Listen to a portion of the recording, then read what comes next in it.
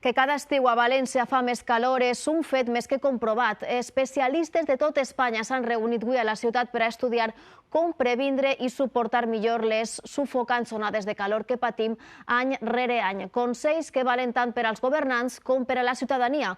Un simple gest ens pot ajudar a passar millor l'infern calicular.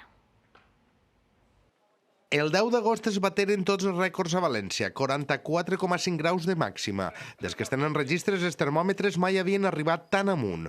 Però el pitjor foren les consecutives onades de calor des de finals de la primavera fins a ben entrada la tardor. Avui en ple hivern s'han reunit experts de tot Espanya en adaptació al canvi climàtic per a donar solucions al particular cas valencià. Tenéis el factor agravante de la humedad. Las recomendaciones para Valencia van a ser diferentes que para un clima seco como el que tenemos nosotros en Madrid.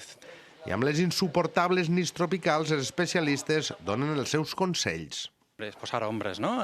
Que tant a nivell del carrer, però també a les nostres cases, no? Posar-nos toldos ahí per a que no entre tant el sol. També poder canviar els paviments. El color del paviment o la seva composició també fa que acumule més calor. S'ha ressaltat la necessitat de crear una xarxa de refugis climàtics en edificis públics a la ciutat. En passar unes hores al dia en unes condicions millors, ja des del punt de vista de la morbilitat i de la mortalitat, ja és molt millor. I per als més desfavorits s'ha recordat l'existència de l'Oficina de l'Energia. Atendemos de forma directa a estos hogares, implantamos micromedidas, les ayudamos a obtener el bono social. Perquè la pobresa energètica no tire més llenya a les pròximes onades de calor.